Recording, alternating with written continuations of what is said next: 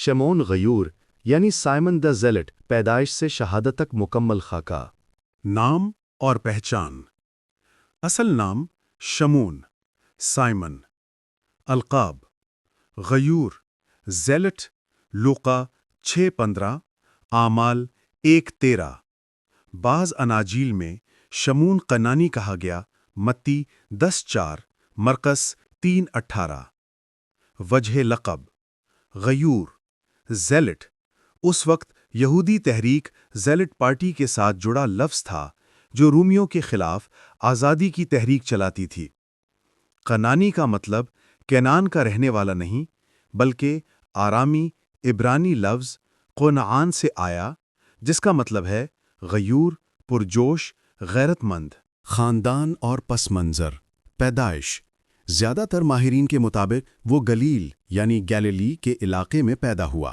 خاندان: بائبل اس کے والدین کا ذکر نہیں کرتی، لیکن یہودی روایات کے مطابق وہ ایک عام مگر غیرت مند یہودی گھرانے سے تھا۔ ممکنہ رشتہ داری: کچھ قدیم چرچ روایات یعنی ایوسیبس وغیرہ کے مطابق وہ یسوع کے بھائی یعقوب یعنی جیمز دا جسٹ کا قریبی عزیز یا رشتہ دار تھا۔ کچھ لوگ کہتے ہیں کہ اس کا تعلق یسوع کے خاندان کے ساتھ دور سے جڑا ہوا تھا، لیکن یہ ثابت نہیں ہے۔ دوست اور تعلقات: زیلوٹ تحریک کے ساتھی جو رومیوں کے خلاف بغاوت پر آمادہ تھے۔ شاگردوں میں شامل ہونے کے بعد اس کے قریبی دوست یقیناً باقی رسول تھے، پطرس، یعقوب، یوحنا وغیرہ۔ ابتدائی زندگی اور کردار: شمعون غالباً ایک پرجوش اور قوم پرست مزاج کا شخص تھا۔ وہ یہودی قوم کی آزادی کے لیے اپنی جان دینے کو تیار رہتا تھا۔ زیلٹ تحریک اکثر خنجر اٹھانے والے اور رومیوں کو قتل کرنے والے لوگوں پر مشتمل تھی، لیکن یسوع نے شمعون کو ایک نیا مقصد دیا: تلوار چھوڑ کر انجیل کی خوشخبری سنانا۔ شاگردی میں شمولیت: یسوع نے اسے 12 رسولوں میں شامل کیا۔ متی 10:4 آیت، مرقس 3:18 آیت، لوقا 6:15 آیت اور اعمال 1:13 آیت میں۔ بائبل میں اس کی بلائے جانے کی الگ کہانی درج نہیں، لیکن اس کا نام ہر جگہ 12 میں موجود ہے۔ دلچسپ بات یہ کہ یسوع نے ایک طرف متی محصول لینے والا جو رومیوں کے ساتھ ملتا تھا کو بلایا اور دوسری طرف شمعون غیور کو جو رومیوں کے خلاف تھا، تاکہ دکھایا جائے کہ مسیح سب کو ایک ساتھ متحد کرتا ہے۔ یسوع کے ساتھ تعلق: وہ یسوع کی ہر بڑی خدمت اور سفر میں شامل رہا۔ تعلیمات، معجزات، آخری کھانے یا لاسٹ سفر، صلیب کے وقت یروشلم میں موجودگی، قیامت کے بعد یسوع کے ظاہر ہونے کا گواہ۔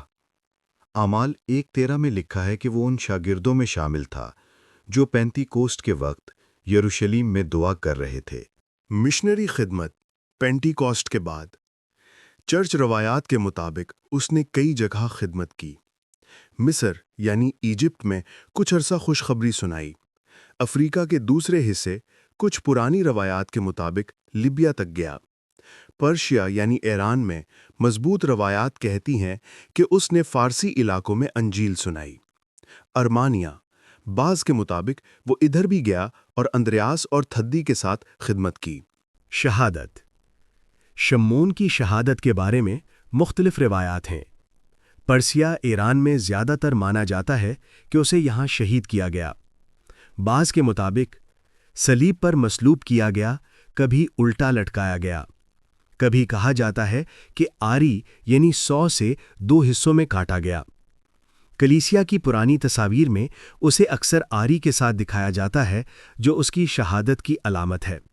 شخصیت اور سبق: غیرت و جوش: یسوع نے اس کے قومی جوش کو روحانی جوش میں بدلا۔ وفاداری: اس نے اپنی پرانی زندگی چھوڑ کر یسوع کا وفادار شاگرد بننے کا فیصلہ کیا۔ قربانی: اس نے آخرکار اپنی جان خوشخبری کے لیے دے دی۔